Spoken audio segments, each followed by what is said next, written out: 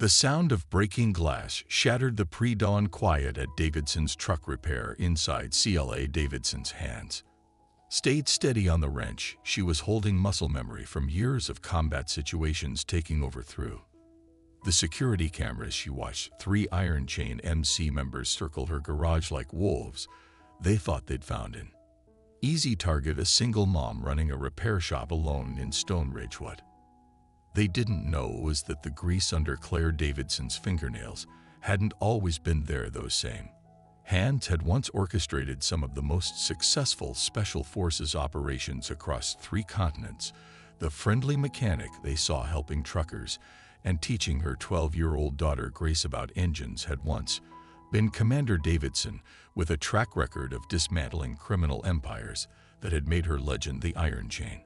MC had spent 2 years building their operation using small-town garages as fronts for crimes that stretched across state lines. They'd never failed to take what they wanted, never met resistance. They couldn't break. That was about to change. Let's take a quick break. Tell us where you tuning in from. If this kind of content speaks to you, don't forget to subscribe, because tomorrow's story is something truly special. The morning had started like any other at Davidson's truck repair. Claire worked beneath a lifted semi, her movements precise and efficient. The radio played quietly, mixing with the familiar sounds of tools against metal through the open bay doors. Crisp autumn air carried the scent of pine from the surrounding mountains. Mom Grace's voice echoed through the garage.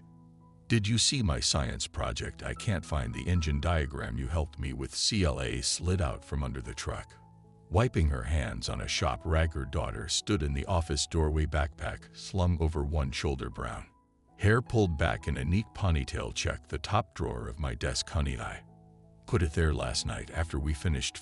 Grace disappeared into the office, emerging moments later with a detailed sketch of a combustion engine. "Found it. Mrs. Andrews is going to love this. None of the other kids have real mechanical drawings. Just remember what I taught you about the timing belt. That's the tricky part." Claire watched her daughter study the diagram with the same intense focus she'd once used planning operations. Some skills, it seemed, were genetic. The bell above the door chimed as Mike Henderson entered his usual morning coffee run, turning serious when he saw Claire. 20 years of driving routes had etched permanent worry lines around his eyes, but today they ran deeper. "You hear about Joe's place over in Millbrook?" he asked, his voice low. Claire straightened, recognizing the tone. She'd heard it before in briefings about emerging threats. "The garage fire wasn't no accident." Mike glanced around before continuing. Iron Chain MC paid him a visit last week, wanted to partner with his business. Joe refused. Next thing, place goes up in flames with all his equipment inside. Grace appeared in the office doorway again, this time holding her phone. "Mom, can Kelly come over after school to work on our science presentation?" Claire managed to smile, despite the growing knot in her stomach. "Sure, sweetheart, but straight home, okay? No stopping anywhere." After Grace left for school, Mike continued. They're moving west 3 garages in the last month, all along Highway 40. They start with offers of protection, then partnership. Those who refuse, he let the sentence hang. CLA moved to the workbench, her movements deliberately casual as she arranged tools. To anyone watching, she looked like a mechanic preparing for the day's work, but her mind was already mapping patterns, analyzing approaches, just like she'd done in the service. "Stone Ridge is next logical stop," she said quietly, testing the weight of a wrench. "Highway intersection, good coverage of 3 counties, strategic position." Mike blinked. "You sound like you've thought about this. Old habits." Claire set the wrench down. "How many in their crew?" "Local chapters, maybe 20, but they pull in support from other territories when needed." "Word is they're run by someone called Phoenix Jake Cooper, ex-military himself, discharged under questionable circumstances." Claire nodded, filing away the information. The bell chimed again as Walt Morgan entered, his weathered face troubled. The older mechanic had run the parts store down the street for 3 decades. "Claire," he called out, "just got word from my supplier. Strange thing. Says they can't deliver to Stone Ridge anymore. Some kind of routing issue. Never had that problem before. They're isolating us." CLA muttered, then caught herself. "When did this start?" "Yesterday, same time. Body over at the diner. Got told his food supplier was having contract issues. Walt's eyes narrowed. You know something about this? CLA chose her words carefully. Let's just tell people to be alert, but not afraid. You sound like you've done this before. Walt observed. Claire picked up her wrench again, the familiar weight comforting in her hands. In another life, one I thought I'd left behind. She turned to face them fully. But if they're coming to Stone Ridge, they should know something. This town isn't like the others, because this time, she silently added, they're facing someone who knows exactly how to take apart an organization piece by piece. The only question was whether she could do it while keeping her past and her daughter safely in the shadows. As Mike and Walt left, Claire began her morning routine, but her movements now had additional purpose. Each tool check became a weapons assessment. Every sightline calculation noted potential cover. The security camera angles, already precise, were subtly adjusted. Stone Ridge was about to become a battlefield, and CLA Davidson was preparing for a war only she knew was coming. The first signs came 3 days later. Claire was underneath a Peterbilt diagnosing a transmission issue when she heard the distinctive rumble of performance-modified motorcycles. Her hands stilled on the wrench as she counted the engines. By sound, a habit from days of tracking convoy movements. 4 bikes approaching from the east through the grease-stained concrete. She watched multiple sets of boots enter the garage. Military grade, well-worn. The wear patterns on their soles suggested riders who spent long hours on bikes, but were also comfortable in ground operations. Shop owner around a growly voice called out. Claire recognized the tone. Calculated authority meant to intimidate. She slid out from under the truck, smoothly, movements precise and controlled. 3 men stood in her garage bay, their leather cuts bearing the Iron Chain MC insignia. Behind them, a 4th watched the street from his bike.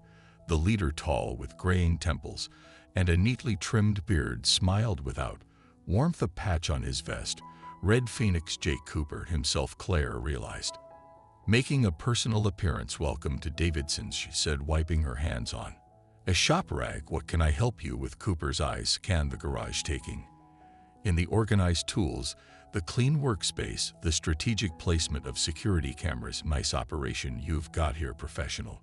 He emphasized the last word. Must be hard running a place like this alone. Claire maintained eye contact, noting how the other 2 members' patches reading Wolf and Stone had moved to flanker standard intimidation formation. I manage. Are you here for repairs, or is this a social call? Bit of both. Cooper pulled off his riding gloves. See, Stone Ridge is growing. Change is coming. Smart business owners understand the need for protection these days.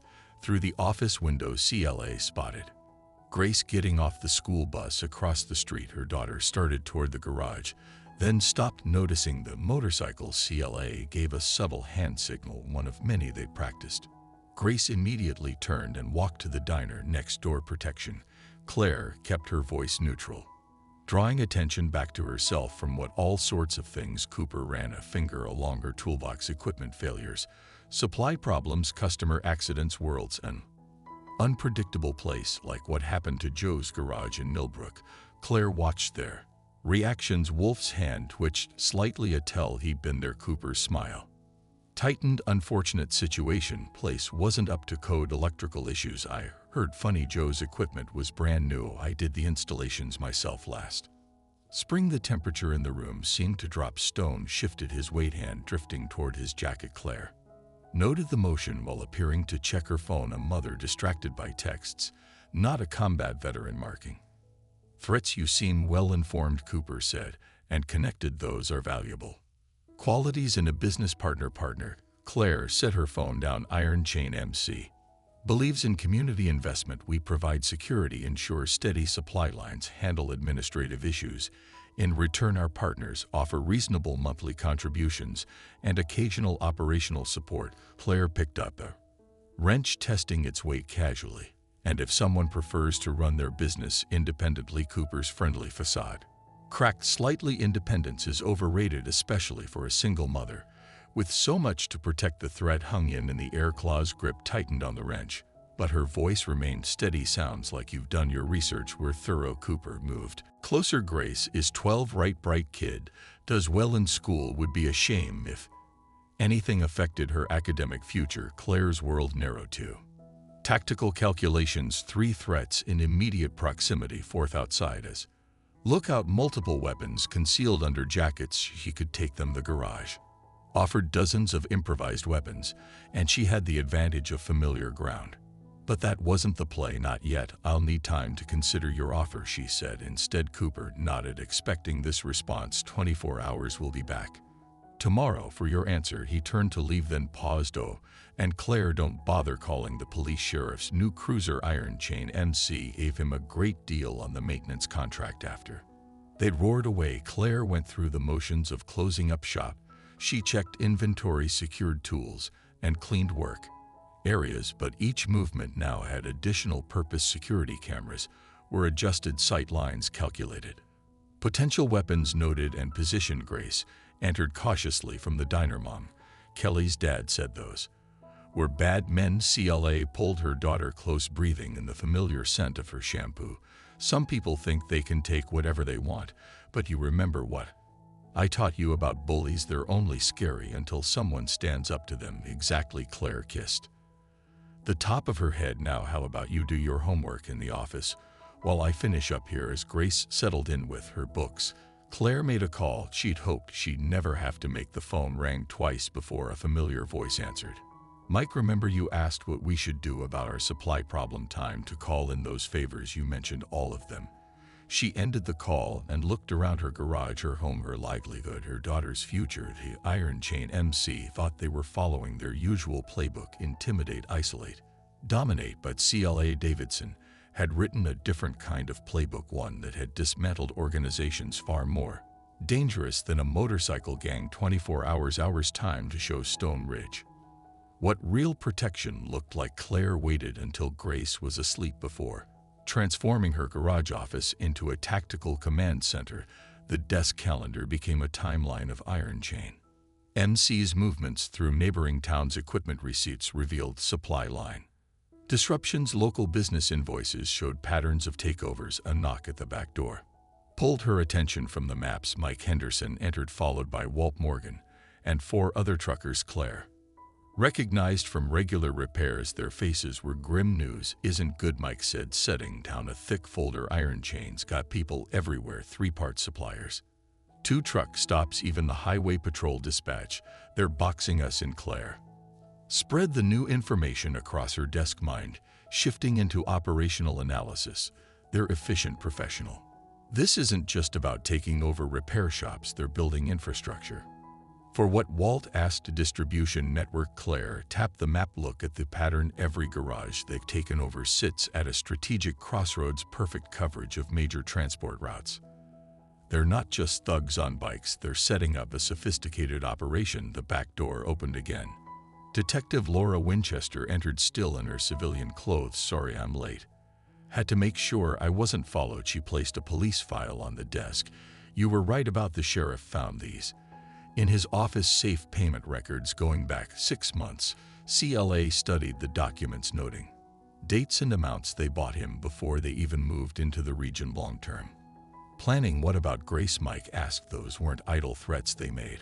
Already handled. CLA pulled up the security feed on her computer. Elizabeth Andrews, Grace's teacher. She's former military intelligence, been out of the game 10 years, but she owes me from Baghdad. She'll keep an eye on Grace at school. Walt whistled low. Just how many former operators are hiding in Stone Ridge? Enough. Claire turned to face the group. But we need more than just military experience. We need the community. Mike, what about your trucking contacts? Got 15 independent drivers ready to help. All got burned by Iron Chain's protection racket in other towns. They'll spread the word. Watch the roads.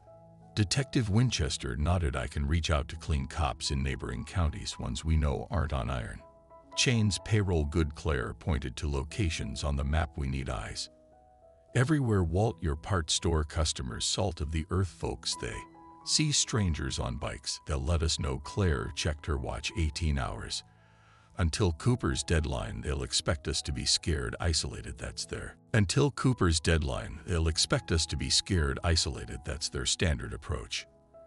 Instead, we'll be organized, prepared. She pulled out building plans for her garage. They'll come in force tomorrow, Make an example of anyone who refuses them, so we need to be ready. Mike, your trucks can block these access points.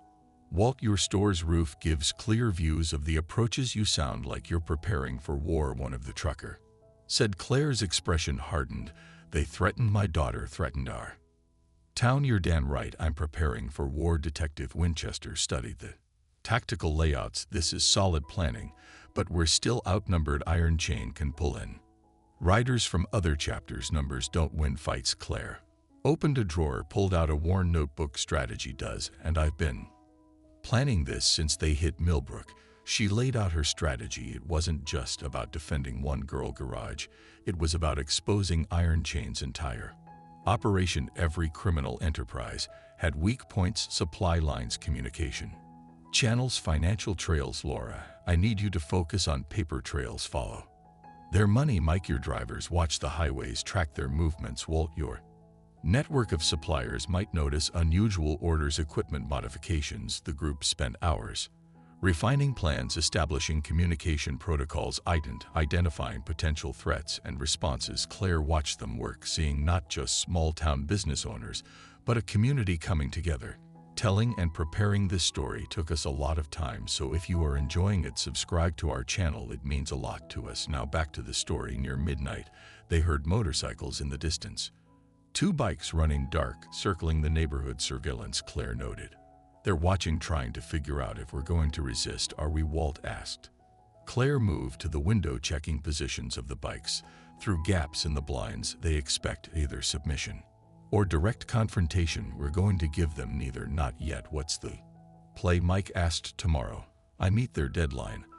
Appear to negotiate. Meanwhile, we gather intelligence, build our network, let them think they're in control while we dismantle their operation piece by piece, like you did in the service. Detective Winchester asked. Claire's reflection in the window hardened. No, this is different. This is personal. She turned back to the group. In the service, we had rules of engagement, political considerations. Here they threaten my child, our town. No rules apply. The bikes made another pass, their engines growling. In the darkness, get some rest, Claire told the group. Tomorrow, we show Iron Chain MCY. They should have researched Stone Ridge more carefully before moving in. As they left through the back door, CLA rechecked her security systems. Camera feeds showed the bikes making one final pass before disappearing into the night. They thought they were hunting, preparing to take down easy prey. They had no idea they were being hunted themselves. Grace's voice drifted down from their apartment above the garage. Mom, I heard voices. Just some customers, honey. Claire climbed the stairs, finding her daughter sitting up in bed. Everything okay? Are those men coming back tomorrow? Claire sat on the bed's edge, smoothing Grace's hair. Probably, but remember what I taught you about being prepared. Grace nodded. Have a plan, know your exits, trust your instincts. Exactly. Claire hugged her daughter close, feeling her heartbeat. Now get some sleep. Tomorrow is going to be an interesting day. After Grace fell asleep, CLA returned to her office. The maps, the plans, the networks of information, it was all coming together. Iron Chain thought they were targeting a simple garage owner, a single mother they could easily intimidate. Instead, they'd awakened something far more dangerous: a mother protecting her child, a warrior defending her home, and a community ready to fight back. Dawn painted Stone Ridge in shades of gray as Claire positioned Mike's trucks strategically around her garage. To casual observers, they looked like early morning repair jobs. To trained eyes, they formed a perfect defensive perimeter. Walt's morning delivery arrived right on schedule, his truck backing up to the garage's side entrance.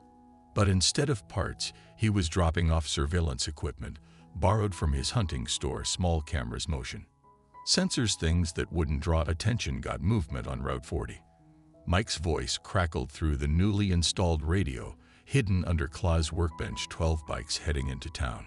Phoenix is leading them. CLA checked her watch. Exactly 24 hours since their last visit. Military precision, another sign that Jake Phoenix Cooper was more than just a gang leader. Grace safely at school, Walt asked, helping CLA conceal the last camera. Elizabeth's got eyes on her. Whole building's locked down for a surprise fire drill. Claire moved to her toolbox, organizing wrenches with deliberate care, each tool placed for easy access, dual purpose. Now the rumble of motorcycles grew louder through the security feeds. TLA watched the Iron Chain MC approach. They split into three groups covering all approaches to the garage. Professional tactics, just like she'd expected. Remember, Claire spoke quietly into her radio. No one moves unless I give the signal. Let them think they're in control. Phoenix entered first, flanked by Wolf and Stone. 9 more riders took up positions outside. CLA noted their formations, identifying weaknesses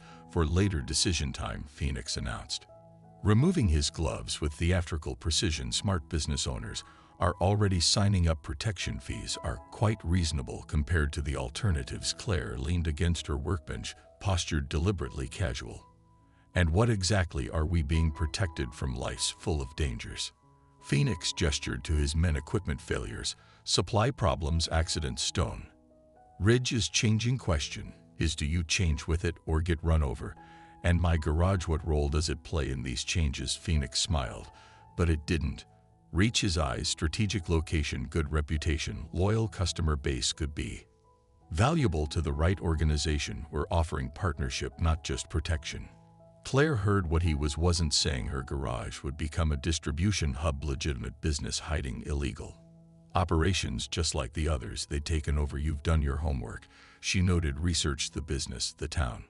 My daughter always do. Grace is quite the student. Be a shame if anything affected her perfect attendance record. Claire's hand tightened on the wrench she was holding, but her voice remained steady. Seems like you have everything planned out. Usually do. Phoenix moved closer, invading her space. So what's it going to be? Easy way or hard way? Through the back windows, CLA spotted Detective Winchester's unmarked car passing slowly right on schedule. Time to spring the first trap. Actually, CLA said, I have a counter offer. Phoenix of eyebrows raised slightly, not part of his usual script. Counter offer. CLA pied up a folder from her workbench. Interesting reading. Payment records, supply routes, names of officials on your payroll. She watched their reactions. Wolf's hand twitched toward his jacket. Stone shifted his weight. Combat ready. Where did you get that? Phoenix's voice carried a dangerous edge. Does it matter? What matters is where copies of these documents might end up if anything happens to me, my daughter, or my garage. The temperature in the room seemed to drop. Phoenix studied her with new intensity, reassessing the threat level. You're playing a dangerous game, he warned. No game. Claire met his gaze. Just business, like you said. Strategic location, good reputation, valuable to the right organization or dangerous to the wrong one. Phoenix's facade cracked slightly. This wasn't following his usual pattern of intimidation and submission. You think some paperwork can stop what's coming? I think it's interesting how many of your supply routes run through compromised locations. Claire tapped the folder, almost like someone's been mapping your operation, gathering evidence, building a case. The implications hung in the air. Phoenix's expression darkened as he realized the trap he'd walked into. You're not just a mechanic, you did your homework on the business. Claire agreed. Should have looked deeper into the owner. Stone moved forward, but Phoenix held up a hand, stopping him. His eyes never left Claire's face, seeing her clearly for the first time. Not a victim to be intimidated, but an opponent who'd been several moves ahead. 24 hours, he said finally. Consider your position carefully. Nobody stands against Iron Chain and keeps standing. We'll see. Claire's voice carried quiet confidence. Lots of things can change in 24 hours. After they roared away, Walt emerged from the back office. That was some poker face.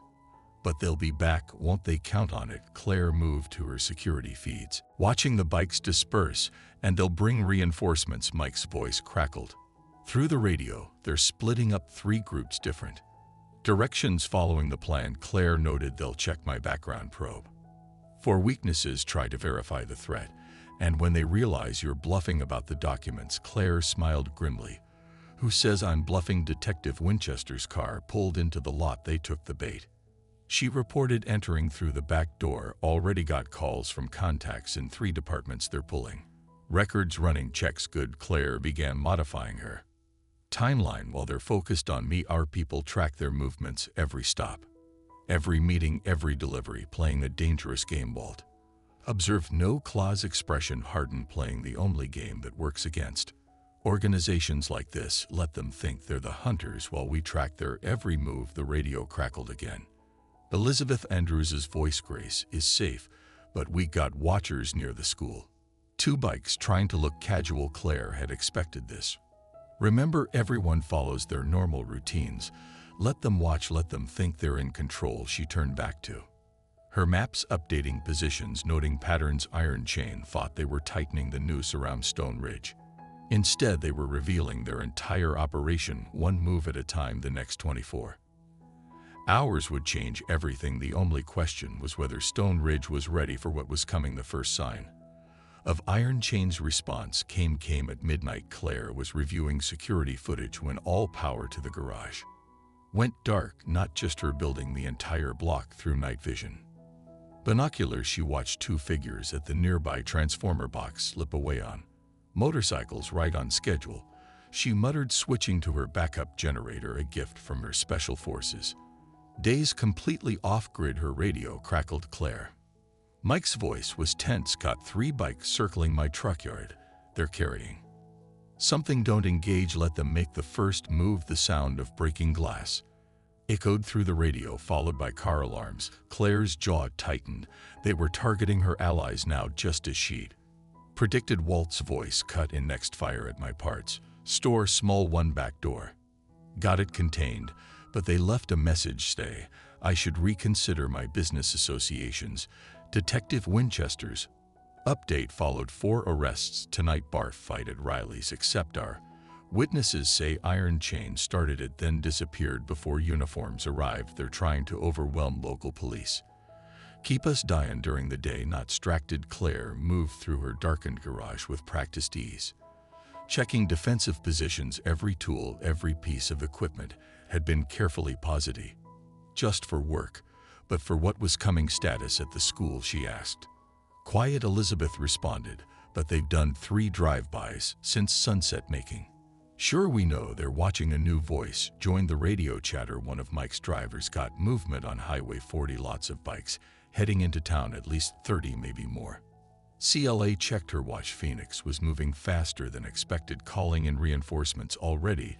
The pressure was mounting, exactly how she planned. Her phone buzzed with a text from an unknown number. Last chance, sign the partnership papers, or tomorrow everyone learns why garage fires are so common in this region. Another buzz. Grace seems to enjoy her morning walk to the bus stop. Shame if anything happened. The threats were escalating, becoming more specific, but CLA had anticipated this too.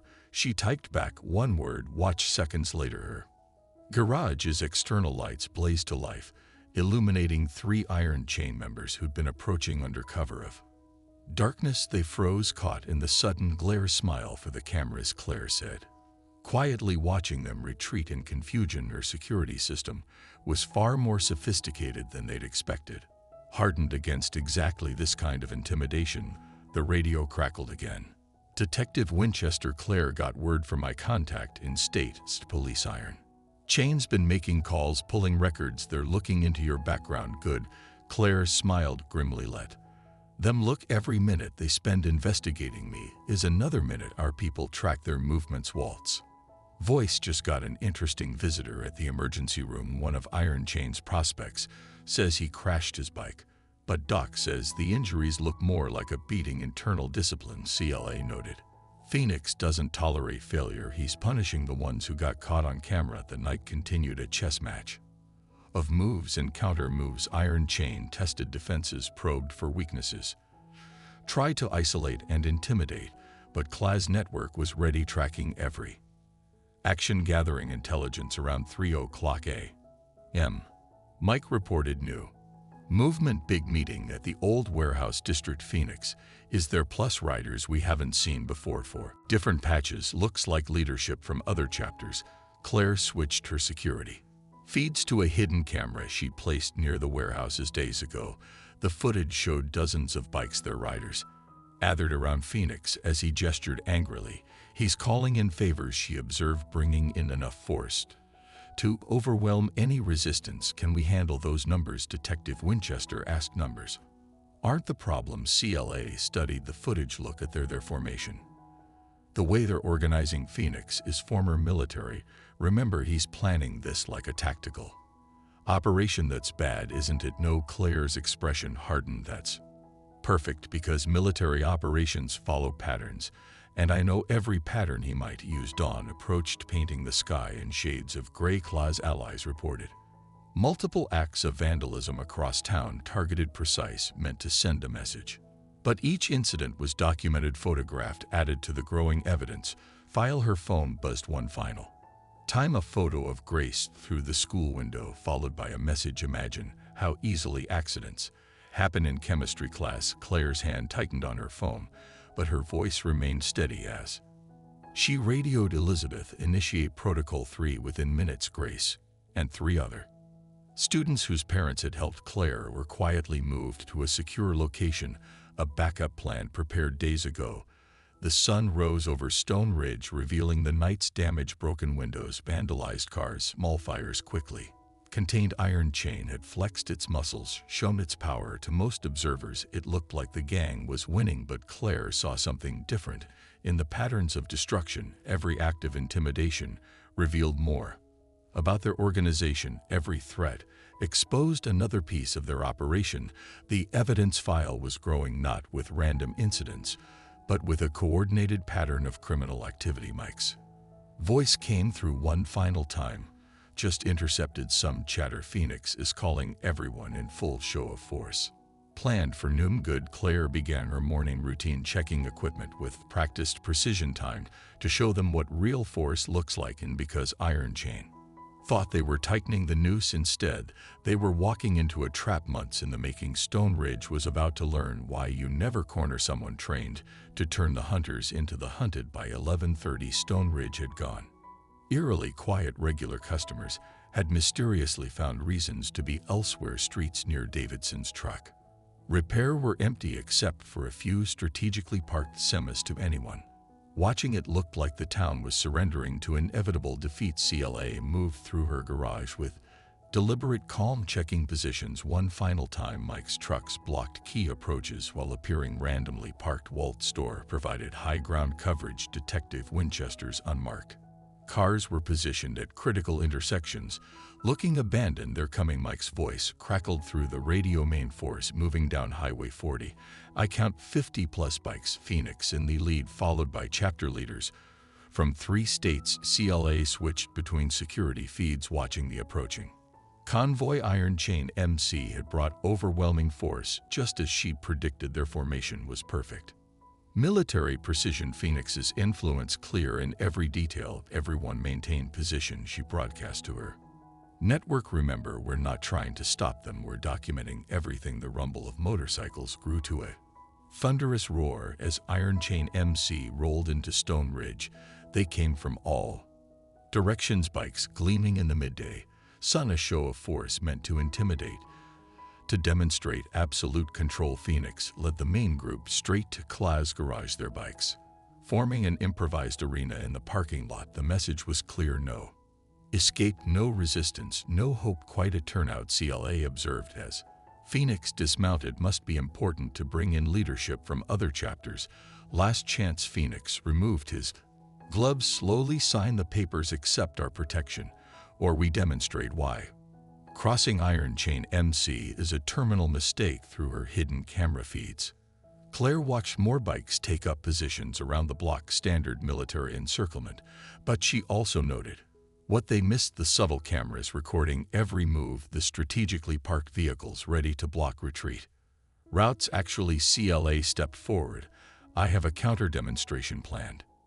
She nodded to Walt, who pressed a button in his store. Suddenly, every TV and radio in Stone Ridge began broadcasting the same footage: Iron Chain MC members committing acts of vandalism, making threats, exchanging money with corrupt officials. What is this? Phoenix demanded, but Claire could see the realization dawning in his eyes. Evidence. Claw's voice carried across the now silent parking lot. Every crime, every threat, every corrupt deal, all documented, timestamped, and currently being uploaded to multiple law enforcement agencies. You think some videos will stop us? Wolf snarled, moving forward, but Phoenix held up a hand, studying CLA with new intensity. You're not just a mechanic, he said quietly.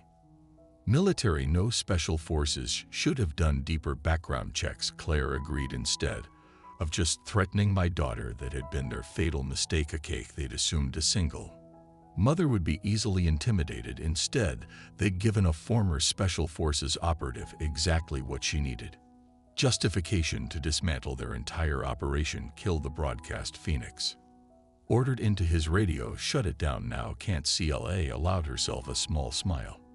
Signals being relayed through multiple points, and every attempt to stop it creates new evidence of conspiracy. Movement caught her eye. Several Iron Chain members trying to quietly leave. They'd recognized the trap, realized what was coming, but Mike's carefully positioned trucks suddenly developed mechanical issues blocking their escape routes. You've been playing us. Phoenix realized all of it: the documents, the delays, the isolated resistance. You were building a case. Actually, you did that yourself. I just made sure everything was recorded. CLA and toward the surrounding buildings. Every window, every doorway, every security camera in Stone Ridge has been documenting your operation right now. State and federal agencies are watching live feeds of known criminal organizations gathering for coordinated intimidation. Phoenix's composure cracked.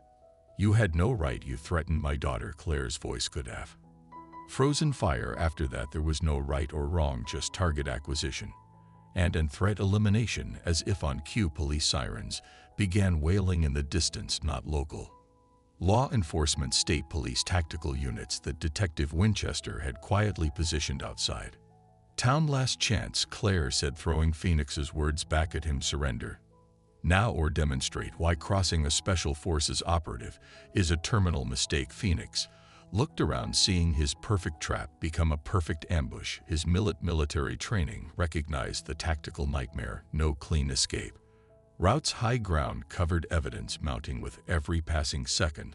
But surrender wasn't in his nature. Taker, he ordered. All hell broke loose. Iron Chain members charged forward, but CLA was ready. The garage door slammed shut electronically, separating the main force. Strategically parked trucks suddenly roared to life, their air horns creating confusion. Fire sprinklers activated, making the pavement treacherous for bikers, and Claire Davidson showed why she'd been legendary in special forces. The first two attackers went down before they realized she was moving. A wrench became a precision weapon. A rolling toolbox created an improvised barrier. Every piece of garage equipment had been positioned for exactly this moment. Through her radio, she heard her network responding with perfect coordination. Mike's drivers blocked retreat routes. Walt's Hunting Club provided high ground security. Detective Winchester's teams moved in from prepared positions. Phoenix grabbed her from behind, but that was a mistake. CLA used his own momentum, sending him crashing into Wolf. Both went down hard as state police tactical units swarmed in from multiple directions. Federal agents, new voices joined the chaos. Everyone on the ground.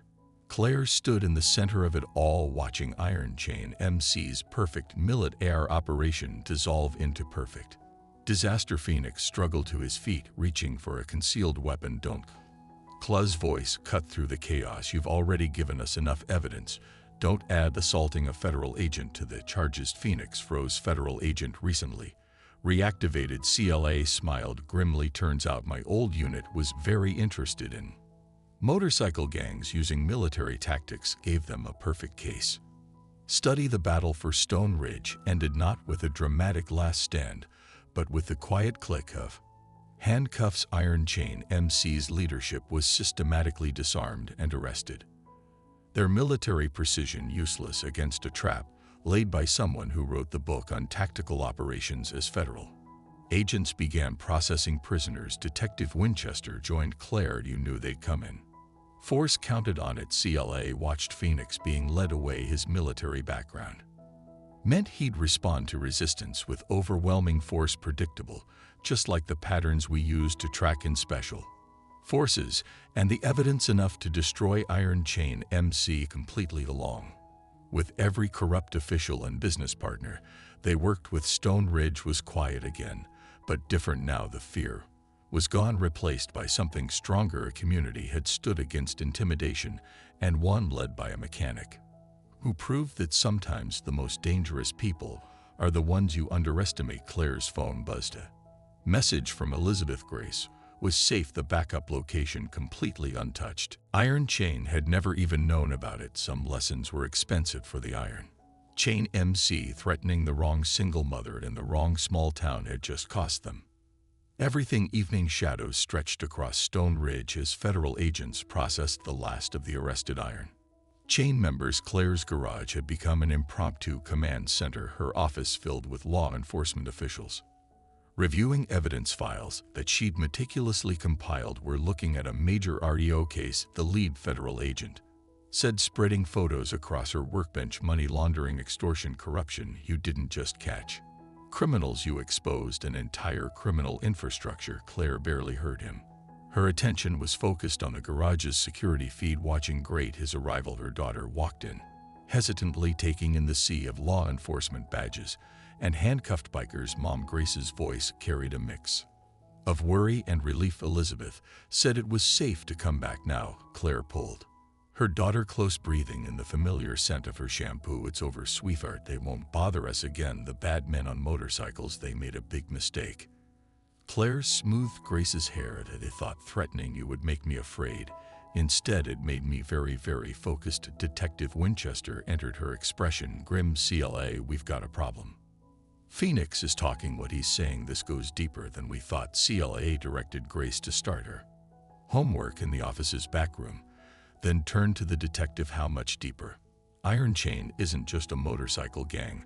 They're part of something bigger. Those supply routes they were setting up, they're connected to major criminal organizations across state lines. Mike joined them, his usual cheerful demeanor replaced by concern. Caught word from my drivers, similar operations being uncovered in 3 other states. Same pattern, motorcycle gangs taking over transport hubs, setting up distribution networks. Claire studied the map on her wall, seeing the patterns with new clarity. They were building infrastructure using legitimate businesses as cover for something bigger.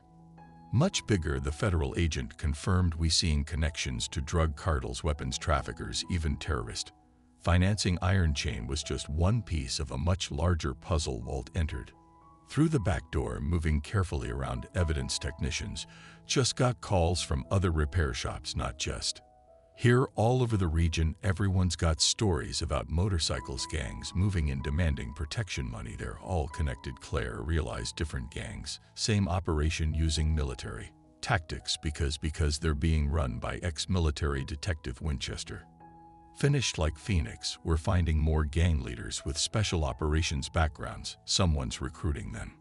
Specifically, Claire's tactical mind shifted into high gear. Iron Chain's operation here wasn't random. Stone Ridge was a test, wasn't it? They were proving their model worked before expanding until they ran into you, Mike noted with grim satisfaction.